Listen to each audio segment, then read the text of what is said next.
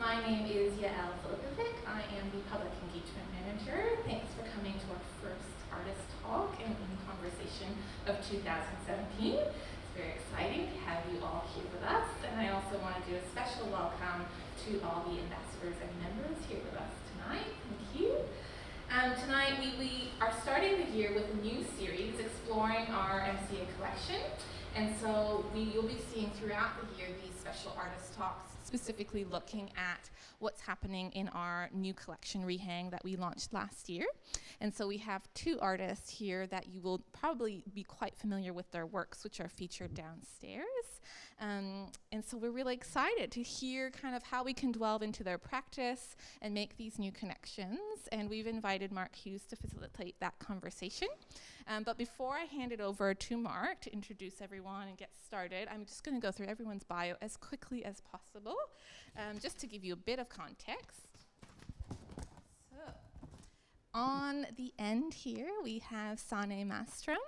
Sanné is born in the Netherlands and lives and works in Melbourne. She reworks well-known imagery from 20th century art, and explores their psychological, emotional, and cultural significance.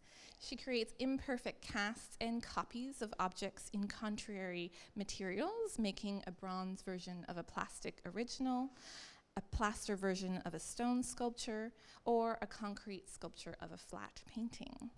Mestrom has exhibited extensively throughout Australia and New Zealand, and you would be familiar with her work on display, Soft Kiss, which is such an elegant sculpture. Oh, there it is, perfect timing, exploring this loaded subject matter and iconic subject matter.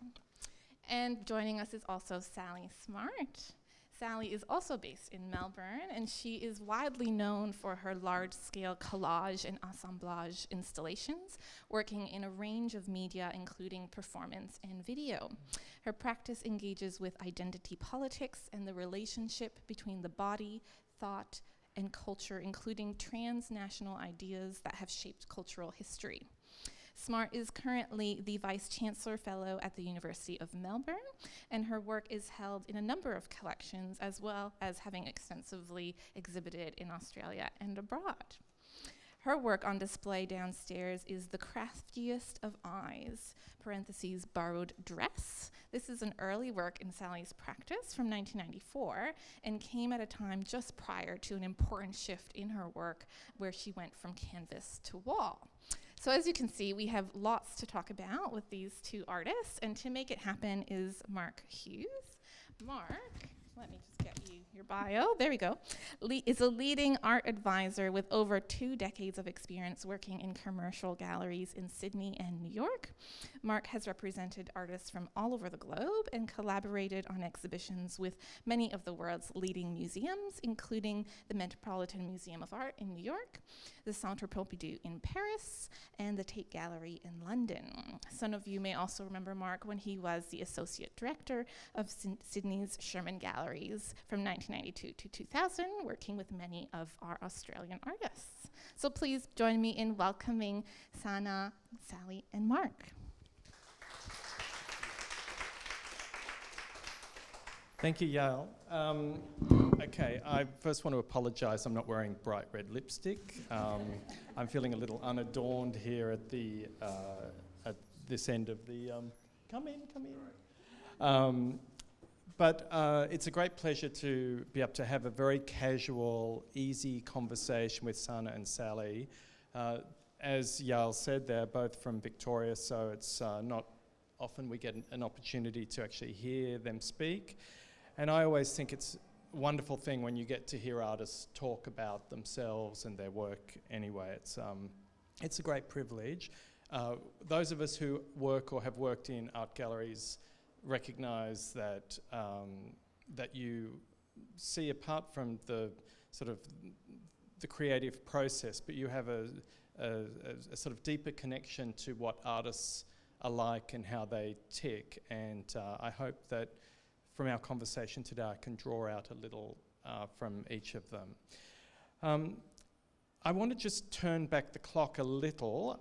The title of the show that both these works are in, the collection show, is called Today, Tomorrow, Yesterday. And I thought we might just go back quite a few yesterdays, because I feel that to understand an artist's work, you can't really divorce or separate a sort of an aspect of who they are personally. Many artists are very private people, and they don't often even recognise who they recognise the work, and their work is their own language, but they don't necessarily think that that's them. And sometimes you can see an artwork and think, oh, it's so them, but other times you think it's not. And I'm interested, just going back to a moment or a time, and it could have been from very early days, very young days when you're a child, or when you're at university or art college or whatever.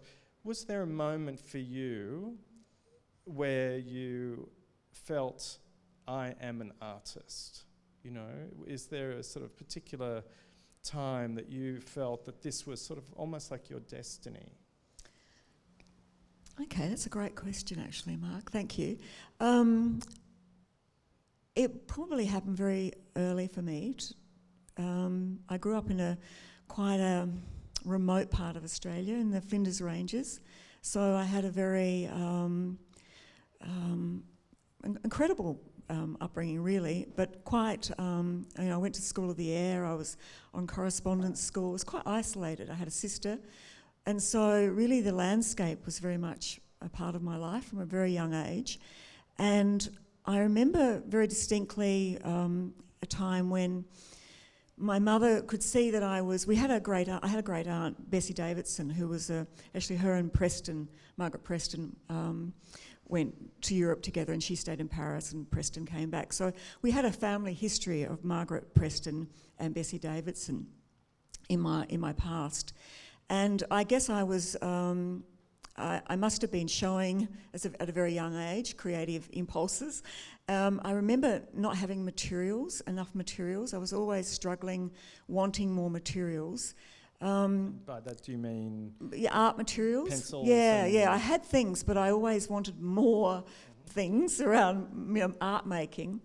And I remember it was really wonderful to be able to do correspondence school, because I actually had two things. I had to verbalise everything I was doing in the mornings in my pyjamas, with my mother teaching me on the School of the Air over, to the teacher. And then I also had to draw everything for my correspondence school, because my teacher was deaf.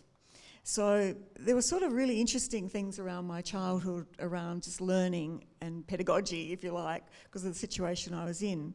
But also the landscape. I was very connected to being in the landscape, and it was quite a remote landscape. In those days, it was only 30 miles out of the local town, but 30 miles in the 60s was a really long way away. It was just very rough roads and lots of creeks. And so I think in that whole relationship, I was also showing this sort of, I guess, a sort of degree of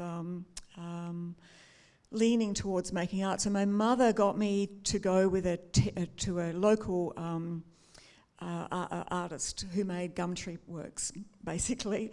And I remember the day that I went out with her, and I probably was a little older by this stage, maybe 10, and I just did not connect at all. Even though I just couldn't connect with what she was doing, I wanted it to be a more imaginative thing. So I was sort of already dealing with how I wanted to make art, how I would do it, the means for how I would do it. So yeah, I think from a really young age I wanted to be an artist. And Sanné, you were born in Europe, you grew up in New Zealand, you now live in Australia. You've had, that is a journey already, and along that journey, was there a point where you also felt that sort of connection to a sense of yourself as an artist? I think it was less clear than what Sally's described. For me, it was not really a conscious decision by any means. I just ended up enrolling. Well, I don't know really. I left home when I was about 17. I left New Zealand and I came to Australia, and I needed something to do, so I enrolled in university straight away in RMIT. And I'd always done, I suppose, pretty well in high school in art, but didn't really know what that meant. It just meant that I could enroll in art school. And so I did. And it just became... every decision I made just sort of was based on the decision that came before. It wasn't like I had a plan or a vision. It just was the natural way, the way it went. So it was kind of like an affirming sort of series of steps. Absolutely. Each step you went along, you felt sort of stronger somehow with definitely that sense of yourself. But it was a long time before I felt confident enough to say I'm an artist. Long after I'd finished art school, I felt, like, oh, I'm just learning. I'm an apprentice. I'm just discovering the world. And I did everything quite quickly. I had my PhD I started that at 23. I was just, again, I sort of say now it was an accident that I got a PhD. It was never part of a plan either. It was sort of just ambling along. I, had an opportunity to do it and I did it and then I had it and was like, okay, well, there was a series of quite unintentional movements that looking back were probably more intentional than I realised, but at the time were sort of happy accidents. I mean, I love both of what you've said, which is really a sense of going on your instincts. I think that that's also. I think that someone who is of your generation might have, perhaps, or other people, other artists, would be more strategic about what they had already planned to do. But I really like that sense of each of you sort of instinctively going. I'd love to talk about how it is in the studio for each of you, because again, I feel that when we come into the MCA and into a museum or into a gallery, a commercial gallery, we see the finished object, and I know just from my experience, of course, how artists handle their own work is very different in the studio, is how they're even handled in a museum or a gallery with white gloves and so on. So Sanné, I might start with you. Can you tell us about your studio and how it feels and what it is and how long you've had it and what's special about it? Sure. At the moment, I have a studio at home, which is big. It's sort of, I suppose, the size of it's a shed. It's, it's nothing fancy, but a double garage, basically, with a concrete floor. And I work mainly with ceramics in there. So I've got a kiln and a whole ceramic setup. Did you buy the kiln? I mean, how does one get a kiln? Gumtree. Oh, really? Gumtree. Yep. It cost $200 on Gumtree, but then to get it reconditioned cost $3,500. Right. It's still cheaper than a new one, I'm guessing. Oh, right? yeah, they're 15 grand and upwards. Yeah. But I also have an office in the house. So in the office, I do drawings, clean work. I've been, the last few years, I've been working on quite large scale sort of permanent public art pieces. So there's a lot of project management involved in those things, a lot of time spent on the phone, emailing. So that stuff I do in the office, which is, a bedroom in the house. That's now an office. And then I have the studio for all my actual sort of production, and a lot of that stuff for the large scale concrete projects, some of which are on rotation. I do make ceramic maquettes for them as well. So for all work, I work in clay first. It's sort of a way of drawing, really, with material. We'll get to process and making the work, but also why did you choose this particular place? Like, is there something special about this house, or it's what we could afford, right? Yeah. So and it sounds like you've got space, which you need, which is really important, definitely. So we live in Frankston, which is seen in Melbourne as a very unglamorous outer suburb, but it is at the gateway of the Mornington Peninsula, which is a stunning part of Victoria. So before that, I was living in the country, so out in Gippsland in eastern Victoria. And I've lived in the city. I've sort of lived everywhere, but this was perfect for us because it's a large property. It's close to public transport, close to the beach, close to the country. Affordable and spacious. It's perfect. There you go, everyone. A tip if you're interested in Victorian real estate. Artists always know where to go first. Yeah. It's true, they do.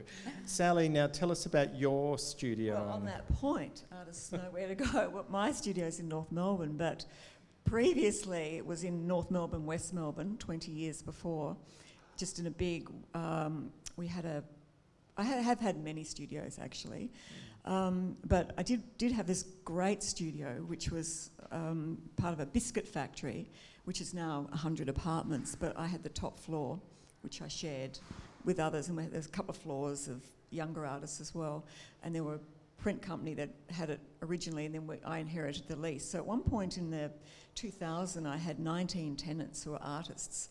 So that was really quite challenging at the time. And I remember I got a grant to go to London, and the studio had to fold, actually. The whole complex got sold. And I remember my assistant at the time wanting more money because I'd left money with her we'd all started cleaning out, everyone was on notice to clean out. She said, we need more dumpsters. I've just counted and there's 24 chairs in the street. You know, people were coming and they were dumping their chairs from all around, putting them in the street. So it was clearing out this massive building. But then I moved not far away found a few other buildings in North Melbourne, and then settled on one in Errol Street in North Melbourne, and it's a small factory. And then I've been there for about 10 years, and I now am right next to a chocolate factory and a restaurant. It's actually become very sort of like, lots of coffee. And can you describe the space? Is it The raw space, or yes, polished? it's quite. It's not really polished. It's got polished. It's got an office area, which this is the thing with contemporary practice. There's a lot of admin actually, a lot of admin, and it also has a sort of bit of an archive, which is sort of area, and also storage and a print press as well, which I have. And some storage, but it's the centre of the space has quite nice southern light, quite big windows, and a roller door, which is great for access. And I put in a wooden floor in the middle section because I work, the way I work is I move constantly and I put in the walls as well. I put in plasterboard, that's it, thank you, walls, so I could pin into. And people often come into my studio now and think it's like so many pinholes that they think it's some sort of interesting material. I said, no, that is a plasterboard with thousands and thousands of every time I change things around. So yeah, it's very functional. And actually, I've done a lot of work in that space. I love it because I've done a lot of work, and it works and it's got 3 walls it's almost like a stage actually. And I've set up a lot of works. I've set up huge big shows with those 3 walls. It's got a little bit of height, nice amount, like 3.5 metres, but a ceiling. And it's, an 8.5 metre length wall, all one wall, and then 2 sides, 5.5 metres either side. So I can sort of make lots of different sorts of installation works, massive works, take them down, put them up and photograph them, and it's been very adaptable actually. It's great. Fantastic. I think it's interesting because the space where I work, it's a shed, as I said, and it's really important for me that it actually is a shed. If it had nice floors, I'd be too afraid to make a mess, and I need to make a mess to make, to get into the spirit of my, the work. So I think that if it's every different practice, every different material has a different environment that it requires. But for me, I need to be able to flick my hands, all the clay off my hands, and not worry about it getting on the walls and on the floor, and work quickly in that way. And Sanné, working from home, in a sense, Sally, do you live at this place? No. You don't live there. No. So working from home, how disciplined are you in terms of, are you quite like, 9 to 5, I'm in the shed with I a wish coffee I break, was. or how's your daily routine or weekly routine go? I wish I had more of a routine. I've always lacked routine, but I am a very productive person by nature, so and very self-disciplined, which I think every artist is. You know, you have to be. You have to be. But I guess the first half of the day is I work from the house in the office and do sort of admin-y stuff. And then when it warms up, often I'll have a circuit breaker. I'll go for a jog or something just to clear out the cobwebs, and then hit the studio and intermittently put out loads of washing and do I know, do I the love sort of doing stuff. washing as well. It's such a good thing to do when you sort of need a distraction. Yeah. But and often I'll work till midnight, or, you know, however, if I'm on a roll, I'll just keep going until I'm done. That's great. Yeah. And Sally, because you don't live at home, then how structured are you with? I have an office at home as well. Mondays I sometimes stay there all day and work in that office, because I find that when I'm at the studio, I get a bit distracted, and I'm trying to be more disciplined about not doing the admin when I'm in the space. It doesn't matter, sometimes it's fine, sometimes I have help as well. So, but I love routine. I really crave routine, and so I'm finding that, you know, I get up pretty early and I walk over to my studio, and it takes me half an hour to walk and half an hour to walk home in the evening. So you know, then if I'm going out somewhere, or if I want to work late, then I'll still do this. You know, I'll come home late. Or come home earlier and then go back, and, you know, back and forth. It's not too far away. It's a half-hour walk. It's quite nice through Melbourne University. And now that I have this professorial fellowship, I'm also have an office at the VCA where I can sort of go in and have meetings if I need to as well. So I've got that as well. Yeah. And I am interested, although we will talk eventually about work and process. We're lucky that we've got an hour and a half to sort of talk about lots of different things, but it is quite refreshing, I think, and quite an insight to hear you both talk about admin, for example. You each have galleries who take care a lot of those sort of general requests and things, but I'd love to hear just a little about, maybe you could say, what irritates you the most with your admin, or what you find you never get to, or what you feel is just like an unfortunate, that sort of gets, sort of, you know, it interrupts your day. Sanné, what are you sort of annoyed by with admin?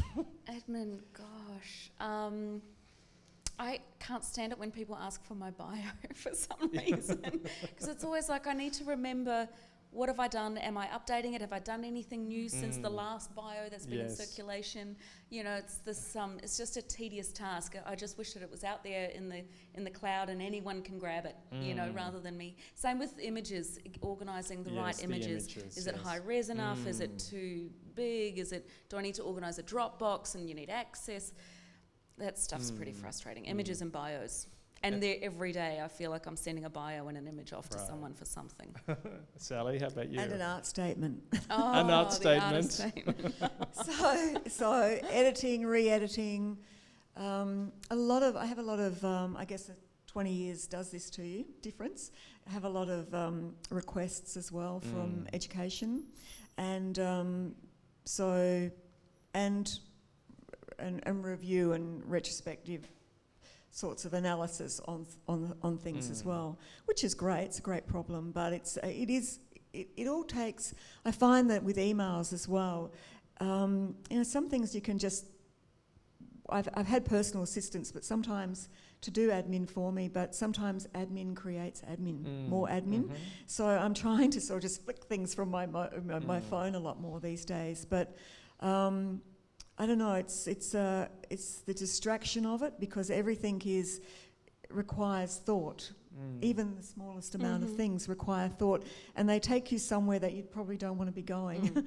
You know, it's not like you know it's the interruption and the bio is in the past, for example. So you're not. It stops you from being in the present and thinking about new work. You're sort of having to. Especially, that's right. And the same thing with being retrospective about things, which. It's wonderful to have that, but it's also it's a constant. And then let's not talk about the archive. Yeah. It's true, but I do think it's interesting. aspect of art making now, that the studio practice isn't just about making art. You know, I think that it's easy for us to just assume an artist will go in, close the door, make a work of art, destroy it, keep it, do whatever, and then walk out and have dinner. But there is so much that, you know, that goes in to sort of managing all of that, because also, you know, one of the challenges for artists in Australia, I think, is also the fact that you do want your work to be available. You do want an online presence of some kind. Sally, you have a gallery in New York. You do want to have a sort of a presence and a relevance and a visibility as much as you can, because it's, you know, the galleries do what they can do, but in a sense you can never have enough. And I think opportunities come along now so much more online, don't they, really? I mean, when curators are doing their research and so on. Yeah, so, well, let's talk about the works that are in the show. I don't know if you've all seen them or you haven't. We'll point to one when it comes up. So, Sanné, yours is a sculpture. It's called Soft Kiss, and, you know, I went and had a good look at it on the weekend. I was doing my homework, and of course, you know, like I looked at it and I was reminded of sort of initially of Brancusi, and I love this sort of intimacy between these two heads. You know, I actually felt that you almost, when you got close to them, that you were almost interrupting. You know, they're not, for me, they're not realistic looking. Well, they're not realistic looking. They're very sort of, you know, I don't know, sort of... Stylised. Yes, stylised. But there's... I realised also that it's actually not a kiss, but a touch of the nose. So, you know, I thought that was sort of interesting. There's no kind of... Here we are. So you can't really see that... that it's the nose of one head is touching the other. And also what's interesting is that the work that's upstairs is actually not this work, even though it is, but it isn't. So Sanné, can you tell us about that? You were sharing a little information earlier with us before we started. But Yeah. This piece is Soft Kisses from 2011. The original iteration was made, and when it was acquired last year for the collection, I did have to say to Natasha that the longevity of the material I was working with in the cast. So we've got an original on the right, so that's an object that I found at a bazaar in Paran in Melbourne, and then on the left is my cast of that object. But my cast, the original iteration, was made out of a very soft, sort of squeezable foam, kind of like a sponge. And it had a shelf life of probably another 12 months. So I had to say, well, I'm happy for it to go into the collection, but it won't last for very long. Do you want me to recast it? And so I remade it out of a, you know, very durable rubber. So it's still got the yielding properties, because the softness was really important to me in this work.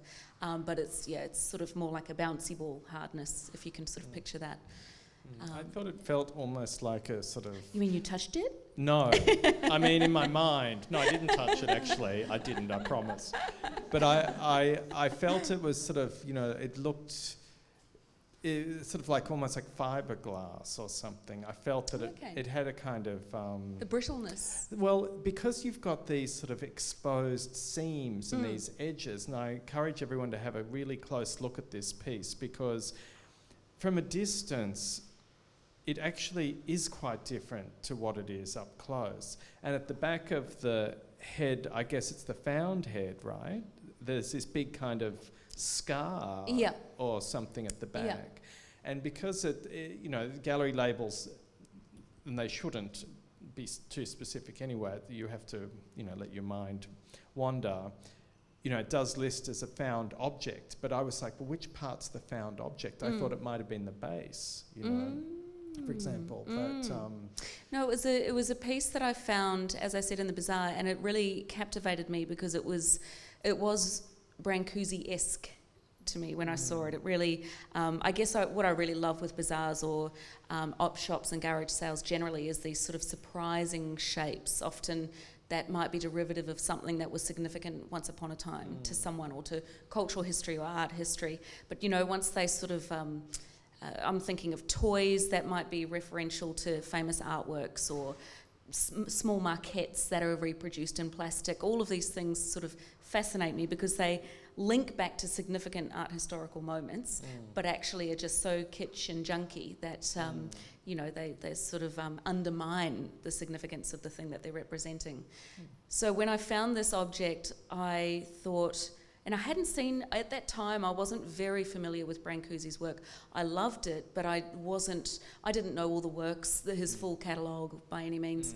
So I was like, oh, I wonder if this is a sort of a cheap and nasty rip-off of a Brancusi, and I bought it because I loved it. I love those sort of stylised forms. And then I took it home and, of course, looked up, you know, the piece that I thought it might have been, which is Mademoiselle Pogny, and I'm sure I'm saying that wrong.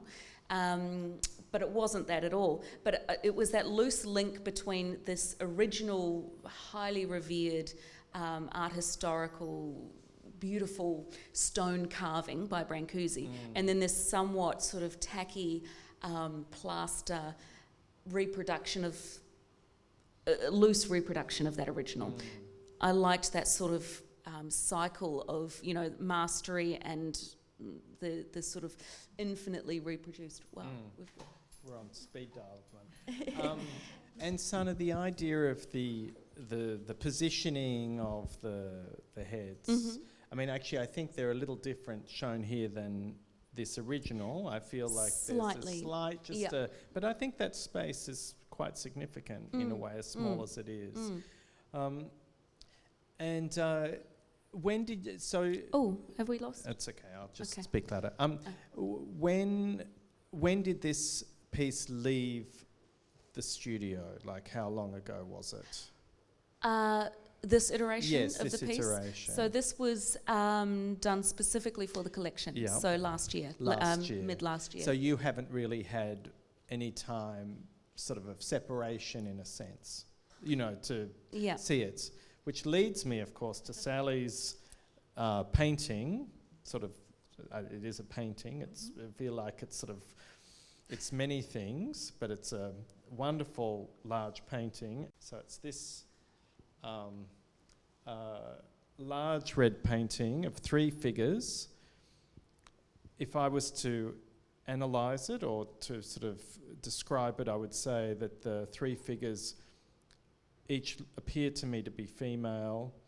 The heads are made up of a sort of collage element of, there's an eye which is on its side, but it's got this sort of hair piece to the side, and it actually looks like a complete head.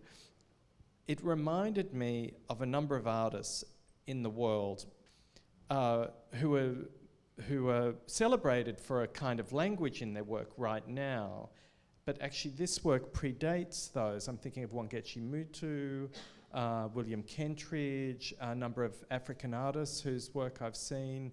And I thought, wow, this is sort of like, it's so much earlier. Now, of course, it's not like, you know, collage or this sort of piecing together of forms was new in 1994 when you made the painting. But that really struck me, and I thought, I mean, I actually think it's such a sort of terrific work. Now, you haven't seen it for a long time, right? I haven't. So tell us 22 about, years. it's now 2017, and you last saw it when, in maybe 95, 96, or? Yeah, about, I think, 96 maybe, 20 And so years ago. Tell us about how you feel when you saw it again. I know, it's quite, I mean, I do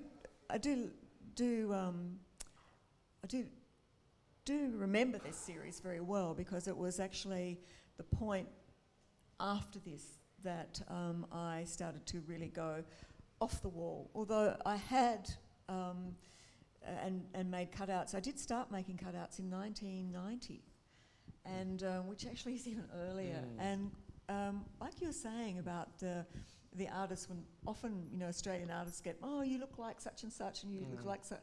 Well, no, the reason I started doing it was it came out of me, and the reason was that I was sort of interested and have always been interested in ideas around identity, and I was sort of looking at the idea of taking things apart, and I used that idea of the dress, the cut-out dress, in 1990, and that's why it's interesting to see that it's called Borrowed Dress. I'd forgotten the title, the full title, but going back to that 1990 work I did an exhibition called Dress, and it was about dismantling the dress and cutting up the dress to be all, there was pastels, it wasn't painted either, and just pinning them. And the idea was that it could just all be dismantled and reconstructed. Nothing was stable. It was actually very unstable.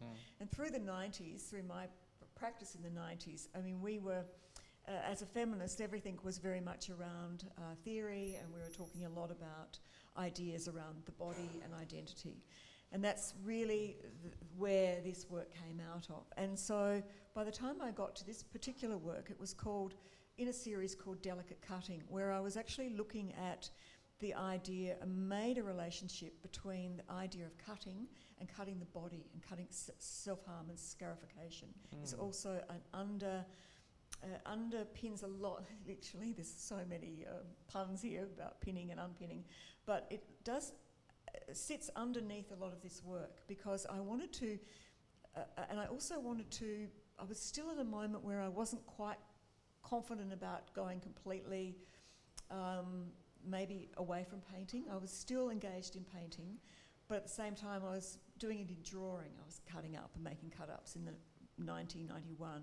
And then gradually it was interesting to see Gareth Sanson next to me, because he was my dean when I was at the VCA, and he saw a show of mine. He said, "But you can't do that in painting."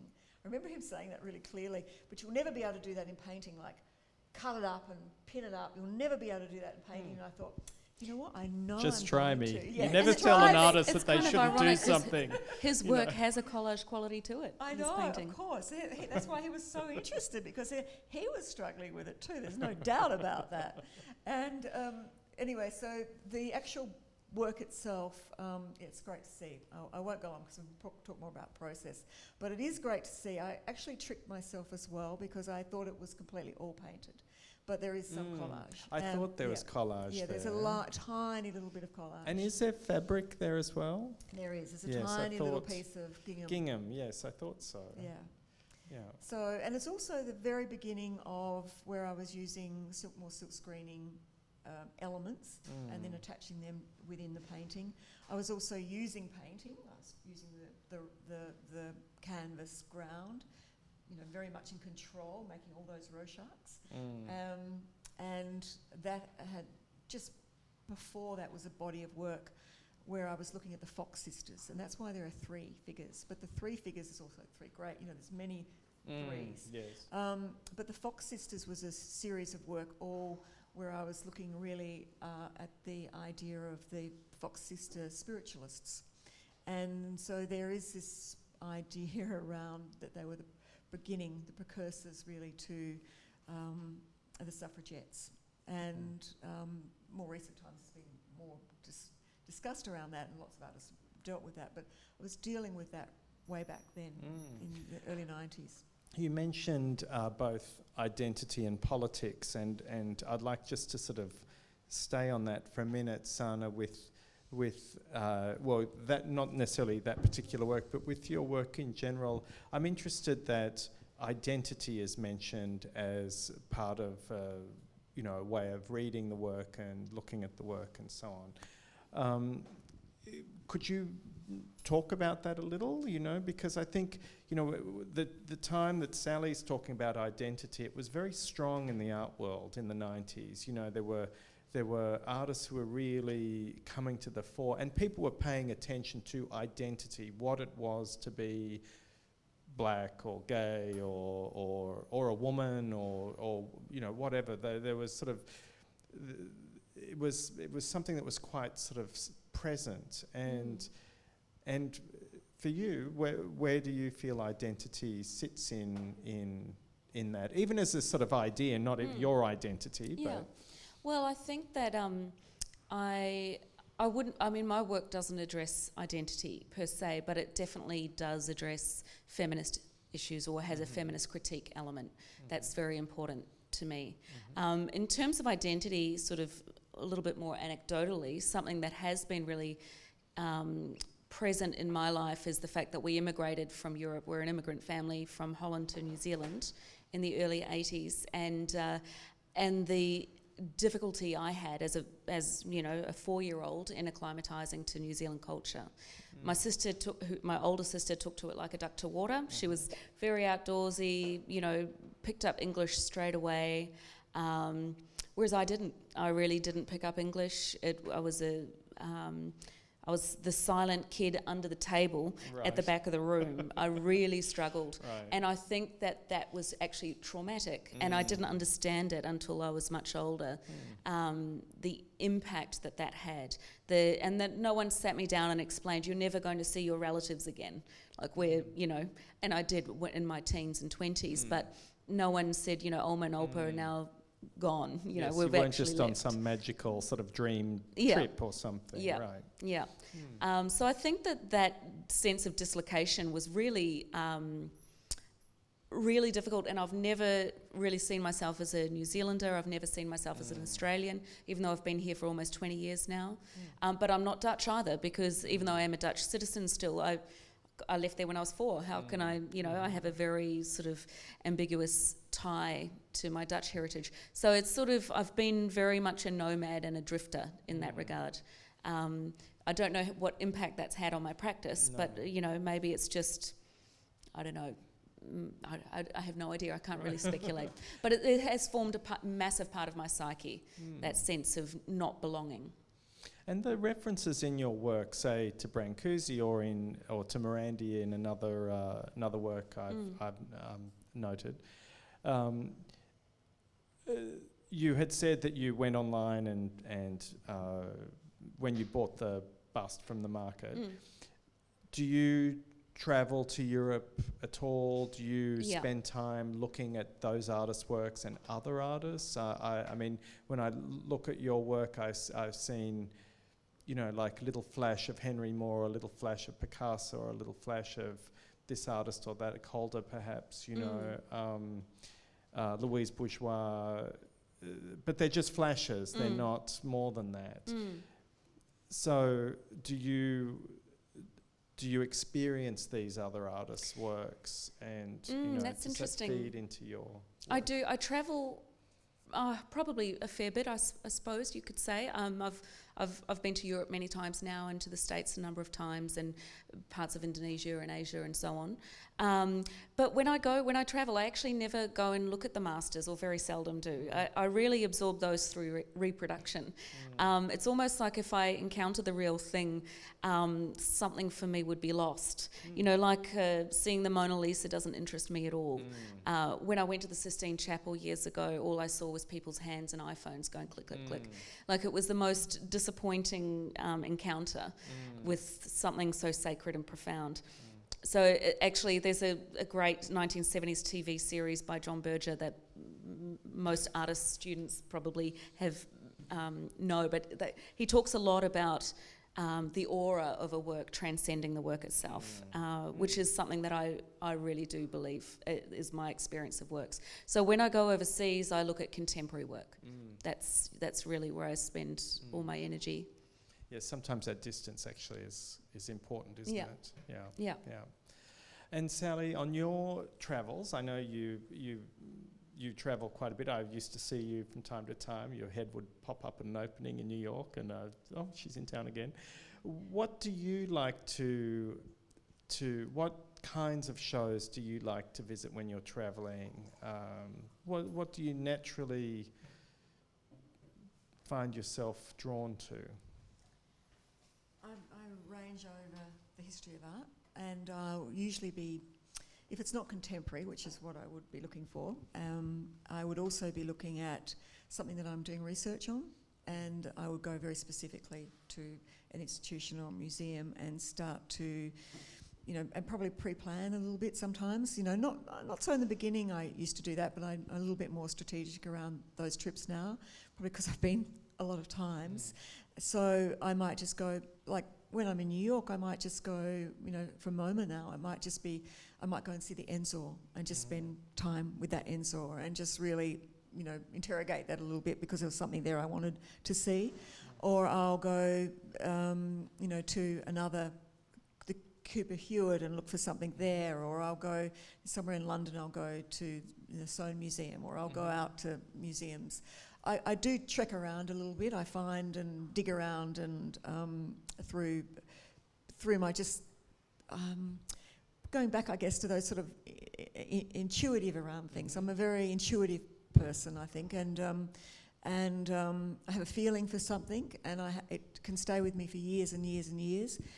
12 years is the maximum so far that I've held something together, and I hold the thought, I always say, and I try and find threads to hold the thought, and then I'm, like just right now, I've started a whole body of work from a 12-year ago, sort of obsession with something. So in those 12 years, I sort of started building material and imagery and ideas to build towards that. So I'm sort of someone who is there for a long view, if you like. I'm interested in the word research, because it's both instinctive but pointed, that idea. What is the research for you? Is it, and because I don't want you to sort of give, not that you would anyway, I don't want you to spell it out. There's nothing worse than having that sort of magical ideas kind of spelt out. But is part of your process something about ideas in art, or representation of something in art that interests you, and you find that you go there and somehow you feel it's going to manifest itself in a Sally Smart Yes, work? it's all of those things. Usually there's something as an idea, but it can take a long time for that idea to percolate as to how it might be realised, represented, is one thing, but realised, given context, and even if it's over a long period of time, the context shifts. So what was I really trying to get? It's sort of like something in the edges, at the edges or the shadows. It's sort of no coincidence that I often deal with the shadows, because it's almost like my thinking, there's something flickering there that I'm after. And sometimes it's aesthetic, and sometimes it's something, a feeling, or sometimes it's something in a work that I see historically, sometimes it's in some literature that I'm reading or wanting to understand a bit more. I do take a full philosophical world approach to making art. It's like, it's sort of aesthetics, politics, it's ethics, it's all of those things for me. So I guess I have to have processes to hold all of these things, actually, and we can talk about that later. But it is a complexity, and then you have to sort of almost, like you said, that magical thinking thing is also really critical, because actually all of that just gets pushed to one side too. It drives some aspects of the work, and then other things have to be left behind, and it's sort of raking over that. We were just talking a little before about sometimes, you have the feeling you don't really want to talk about things until, it's there in a way. And even then, sometimes it can take a little while to actually see what you were wanting to see or find. Yeah, no, that's very enlightening. So I think we'll move to one subject that I feel that you share at times, although less in your work lately, Sally, and that's the body. Sanné, I notice that your work, the body is very present, even when it's not. The form of the body. Would you like to talk about what the body means to you and how it represents itself in your work and your mind? And I think because a lot of the works that I, less so now, but a lot of the works that I have been doing and have created over the last 5 or 6 or 7 or 8 years have been, I guess, critiques or investigations into particular modernist pieces, many of which were figurative. So my process then was to deconstruct those figurations into these sort of ensembles of elements and different forms and different materials. So I'm thinking in particular, I guess it's a shame we don't have the images up at the moment, but there's a piece, I've got dozens of examples, but one of them is a Henry Matisse painting that I broke down into what essentially became a table. So there was the reclining nude was a tabletop, and she had these sort of marble arms and two pots for breasts. And for the duration of the exhibition, these elements came together to form a body, but after the exhibition they went back out into the world and were pots and surfaces, that functional surfaces again. So the body was a temporary thing. But I think really the most conscious, I suppose, moment where I started engaging with the female body was with when I was in ACCA New in 2013. And I wanted to work with Picasso's Weeping Woman, the green one in the National Gallery collection. And it sort of felt at that time for me, which is only 4 years ago, but it felt sort of outrageous to create a figurative sculpture, because in contemporary art you actually don't see it. There are very few examples of figuration. It's really passé, it's really uncontemporary to have a figurative sculpture in a lot of instances. So I thought, and I don't know if anyone's seen that work, but it was a huge steel fountain that I'd created called the Weeping Woman, and she had a bronze eye, and she was sort of pouring rain out of this eye in the cavernous space of ACCA. And it sort of felt like a cheeky, outrageous sort of gesture to create this. It felt sort of ludicrous to create a massive figurative female form in a space as contemporary as ACCA. But by being in ACCA, it recontextualised it and gave it that gritty edge that I wanted it to have. So context is everything. That work was also presented as part of the McClelland Sculpture Park exhibition a few years later, and it lost that edge for me. It didn't. I've seen a photo of it outside, Okay. right, installed outside. Yeah. And I didn't like it in that in that context. It needed to be framed by a contemporary institutional reading of the work for it to have the rigour that I wanted it to have. Sally, I focused more when we were talking about the painting from 1994. I'd love for you to share with us really what you're doing now, what's occupying you, what scale you're working at. Okay. Is this not working? No. Hello. Hello? Hello. No, doesn't matter. I'll speak loudly. So I guess the last couple of years, actually, I've been working on a body of work called the Choreography of Cutting, cutting? Is that on again? Yeah, okay. Cutting, as you can see through the whole, well, maybe you can't see, but it was well and truly there way back in 1994, and I've talked about it slightly before. But so the choreography of cutting is really what I've realised, and we're talking about before about the stage, if you like, in my studio, and the pinning, and this whole idea of taking these elements, because basically I cut up elements, constructed elements that are painted, and photographs, and all sorts of elements that I actually create.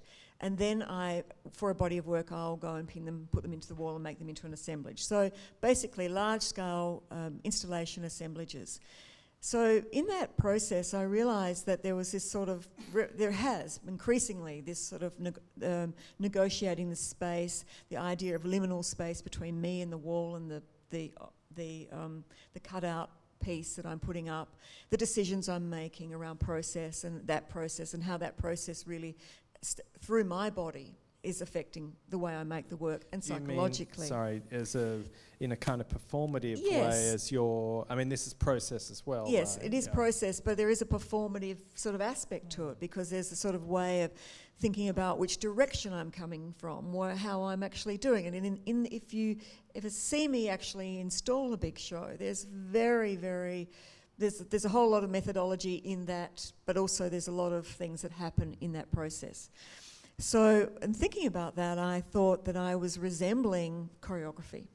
And so then I started to look at the idea of choreographers' drawings, and choreographers' drawings in relation to how they image movement.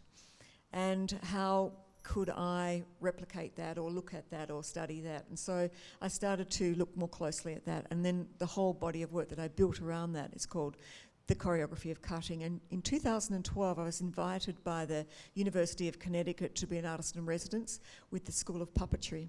Oh, really? And animation, yeah, it was amazing because I'd done a show in New York called Flaubert's Puppets, which actually had nothing to do with puppets. But it sort of did, but it was actually Flaubert who'd seen a puppet show with George Sand. And so it led me on to a whole lot of things, as things do. And it was really... Anyway, the gallery curator, director, invited me to do this. So I did this program with them. It was just brilliant. And so what we were trying to do all together was to actually make my cutouts move, which we did. We made video, we made them move.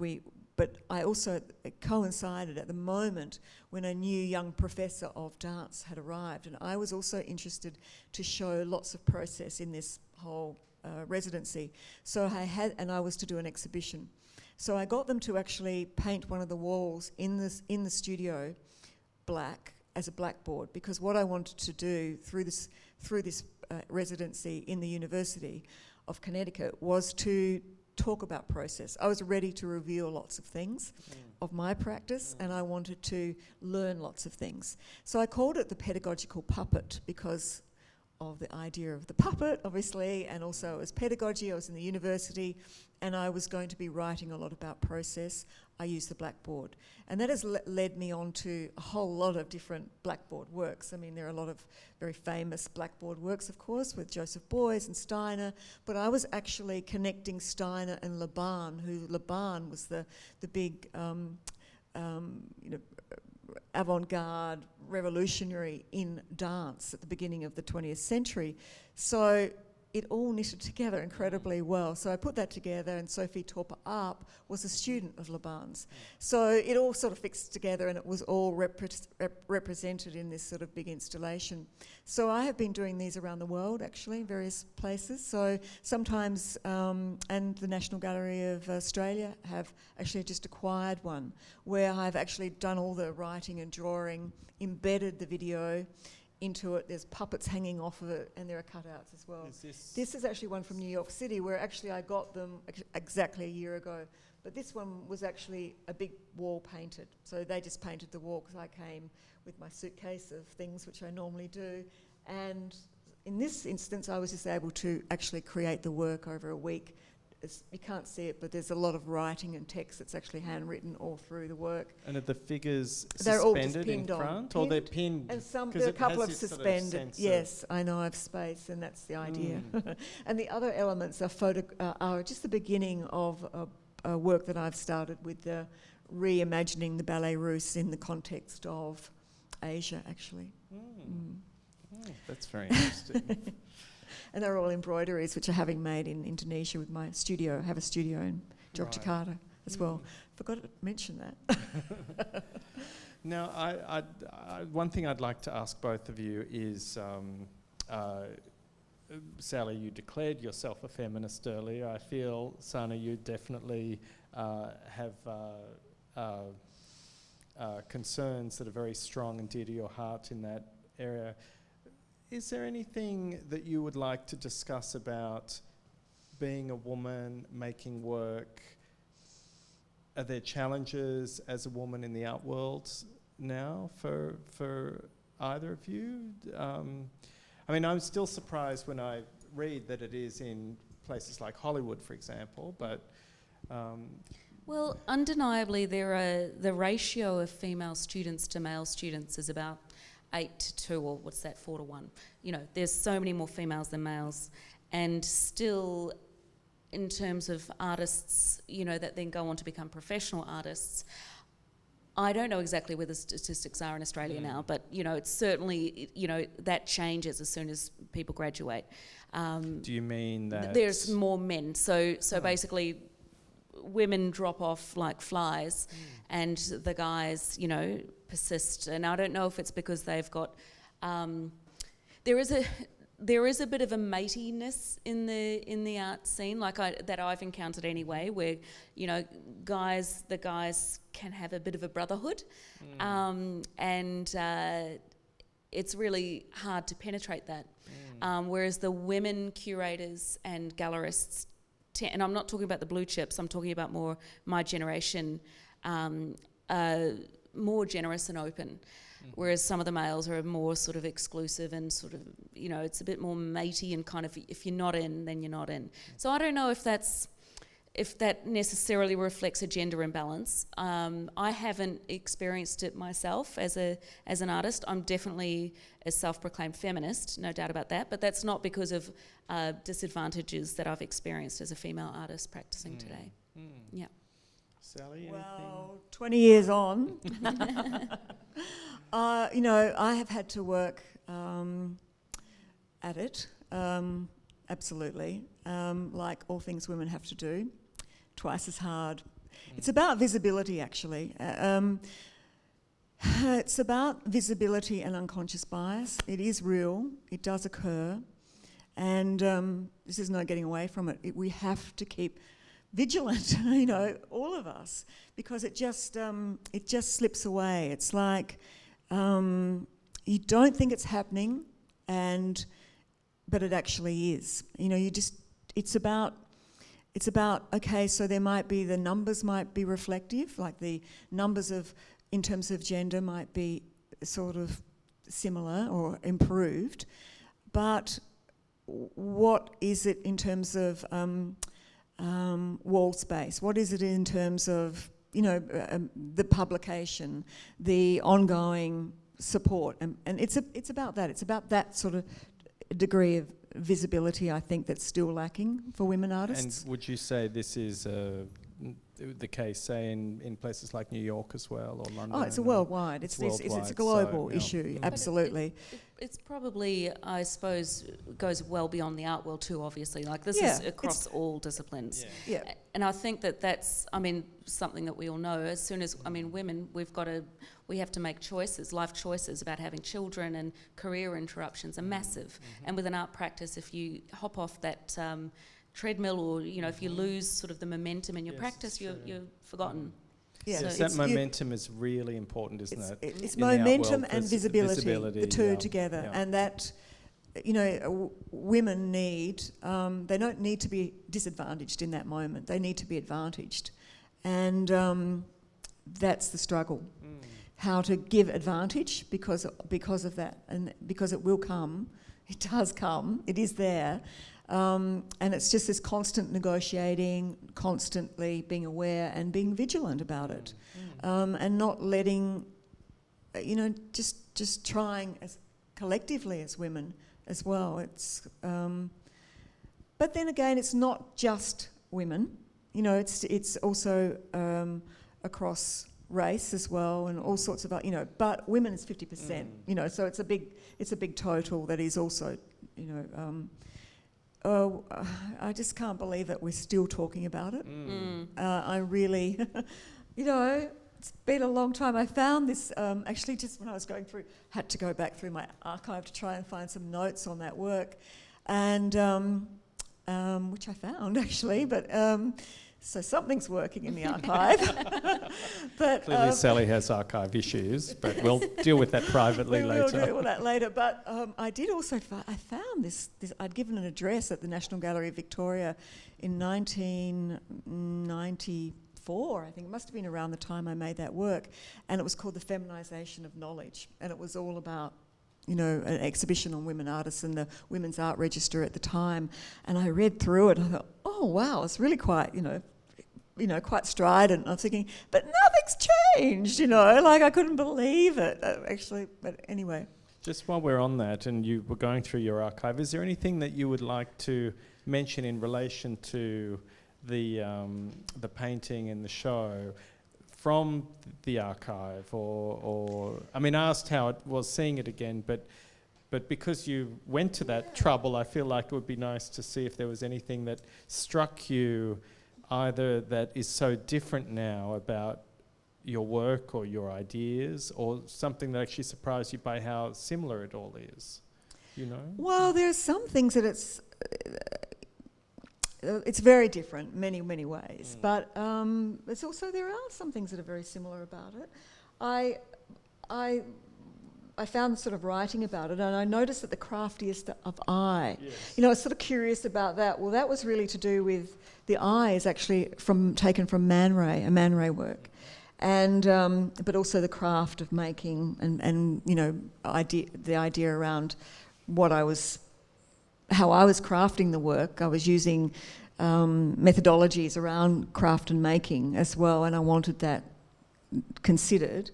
The borrowed dress, there is this sort of amorphic sort of thing going on there with the body, and there's lots of little bits of hair and sort of representation as well, quite detailed, pubic hair representation, which I thought was like, I couldn't remember that, having done that, but I did. That was also in there. I think, you know, it was sort of really this idea around delicate cutting that I was very much, and there's marks of cutting in the work. I won't go into how I made it, because there was actually a whole lot of very complex way of making that work.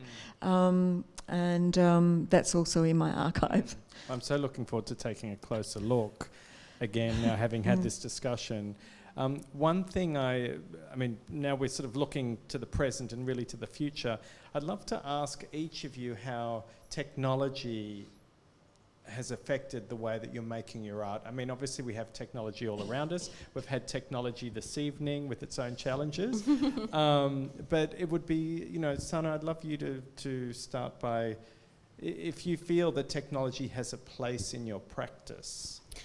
Well, I came of age as an artist in the very late 90s and early 2000s. So I started art school, for example, in 98. And that was really the new media generation where, you know, well, I didn't have a digital camera until I was 26, you know, so that to me was quite a novel thing. And I suppose making with your hands at that time when I was at art school was actually taboo. You weren't to do that. Everything was meant to be digital, new media, installation, ephemeral, temporal, durational. Working with your hands, doing actual painting and actual sculpting, forget about it. That's the most, you know, uncontemporary thing you could possibly be doing. So now to be working with materials in a very, you know, hands-on way as I do, I use very little technology. In fact, this piece here, which is 4-ton of solid concrete with an internal irrigation system, they're all fountains out of their breasts, these works. That was made literally, the fabrication of that involved me making a maquette that was about this size, putting it on the photocopier and photocopying it to get the sort of silhouettes, and then going to Officeworks and blowing that up. So it was, you know, it is as lo-fi as one can possibly get. When it comes to office stuff, the administration side, definitely, yeah.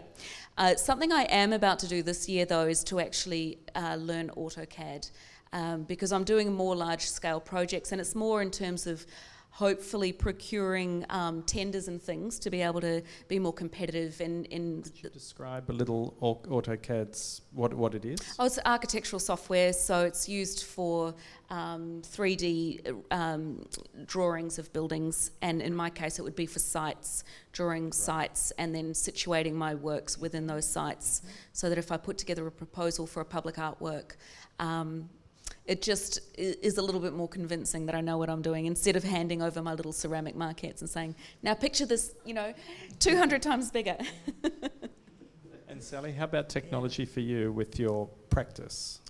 With my practice, I most recently have been using all the embroideries that I've made, actually, or I didn't make them, I gave them to my studio, sent them into Yogyakarta, through my studio there, and I'm working with Ekanagura's studio to produce those. But I do them digitally, so I've cut the ballet russe up digitally because I've cut it up and I've taken various parts of the ballet russe and recomposed them into new costume sort of sculptural works. And so I've used that's a whole digital reimagining. So that's actually only ever existed as a digital file until it became an embroidery at the other end. So I'm really loving that. I also do Photoshop, and I do have I don't do it very well, but that's actually quite good because it sort of throws up sort of quite interesting things. I don't really want it to do it well. I want to do it just so I can be able to image some things to a certain level. So I do use it. I love the photocopier and I love Officeworks. I do have a few imaging places that do that, yes. And also I do have, and I get you on the AutoCAD. I wish I could do it myself too. It's just, I've learned a few programs like that because I did a big major sculpture in Melbourne, which I project managed and did the whole thing too. But I actually got an architectural team to come in. But you're absolutely right. You do need to do that. It's really full on. I can see how you need that. So yeah, I just sort of interface with it where I need to. Really, I'm not overly determined one way or the other.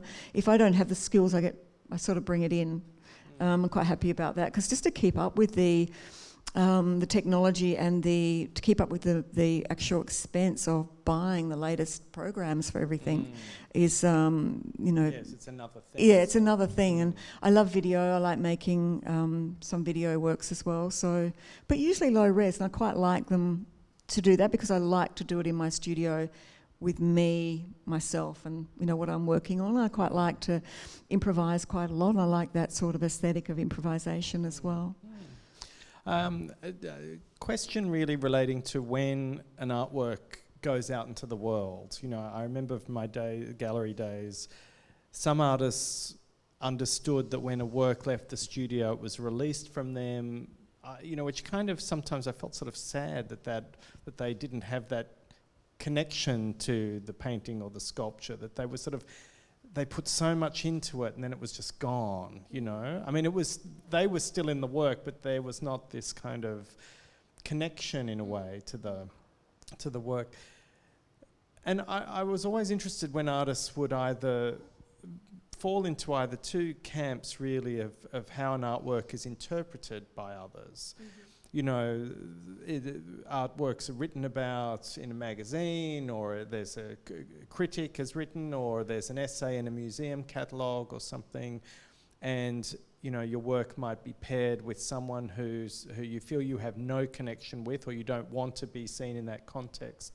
How do each of you, Sanné, starting with you, feel about that idea of your work in the wider world, and how you can just do you feel a little tense, Definitely. or are you like, oh, it's gone now? Well, okay, it's sort of, it's a slightly dual response to that.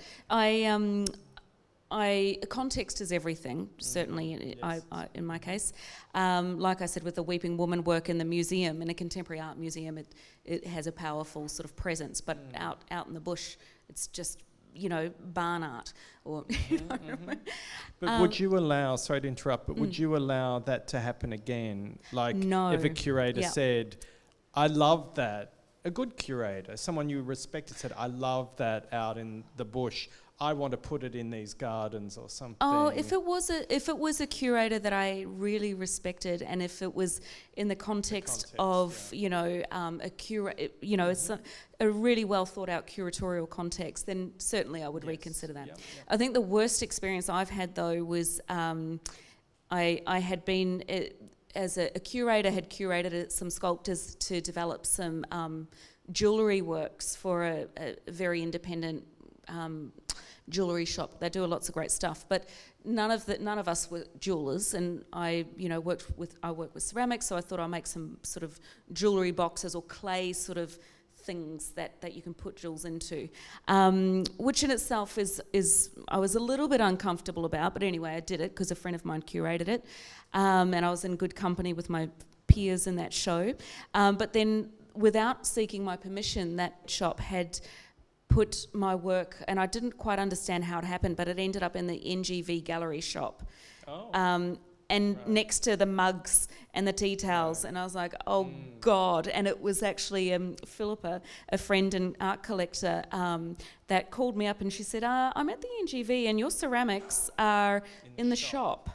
How is there, she didn't really know what to think, and I was like, oh my goodness. I got straight on the phone and said, get them out of the cabinet, because immediately a work that could be worth $3,000 if it's in a gallery context, the same material, the same maker, the same everything, is worth, I don't know, whatever they were, because I didn't even see them it's not there. even the price, is it? It's.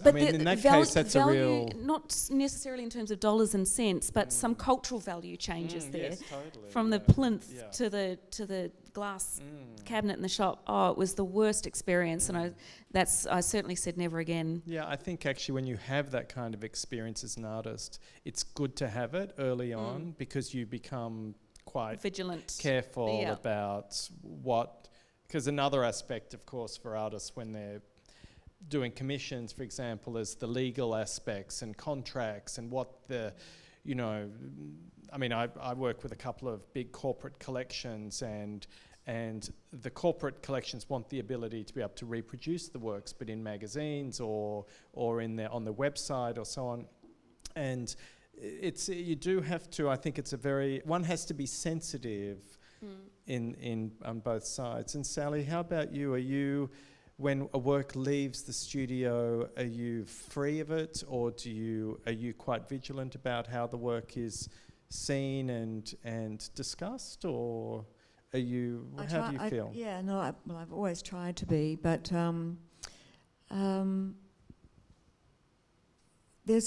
I think it's a saying by Leon Golub, actually. He said, the work will look after itself. And in a way, I get the context thing, and I agree, and I've always worked towards been fairly vigilant around lots of those things. But there are some things that I just can't control. And I over a long period of practicing, which I have, I know that there are things that probably have happened that I wouldn't like to have happened, but I can't. I try and do everything I possibly can to mitigate against it, and it's great to be in collections in museums as well, because then also other people get to see not only get to see the work, but also the way it can be in a way best practice for something, and I think that's also great in terms of education. Around work, there is a responsibility. They are cultural objects, but if you also, as an artist, make decisions around, doing things for licensing, for retail, for instance, which can also be quite interesting. And there's quite a lot of that going on right now in the world.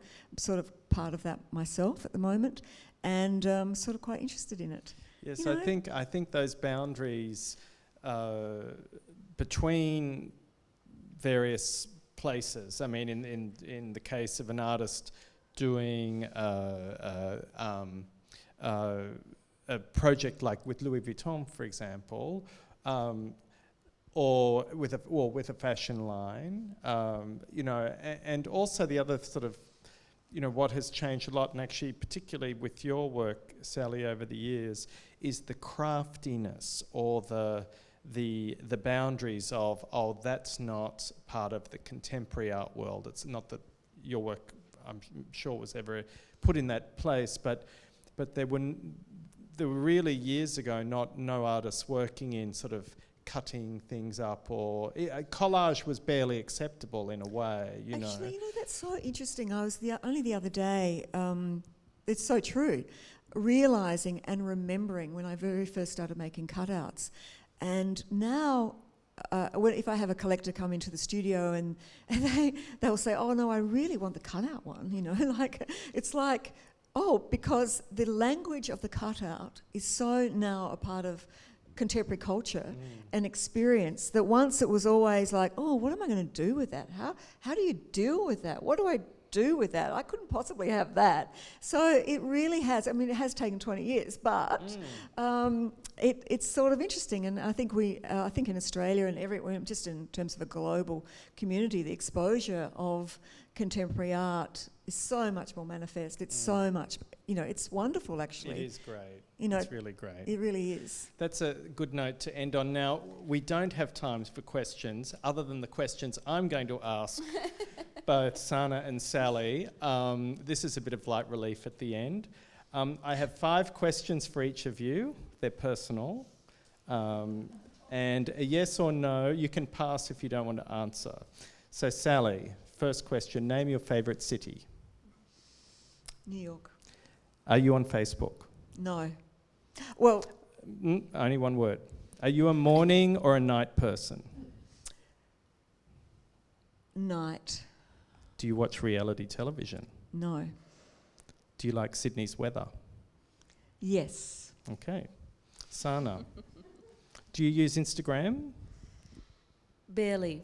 I I'll try. take that as a yes. Yep. Do you have any pets? Oh, we're about to get a chocolate Labrador. In fact, I'm going this Saturday to go and visit him. He's just been Okay, born. you're allowed to. Well, the next question was, are you a feminist? We know that one. Name your favourite colour. Green. Do you think Donald Trump is sane? Oh, God. No. We'll take that as a no. Anyway, thank you both very much. It's been really insightful. I've actually felt that I've been sitting in 2 artist studios, which has been a real pleasure. So thank you for your generosity with everything. Thanks, Mark. Thank you.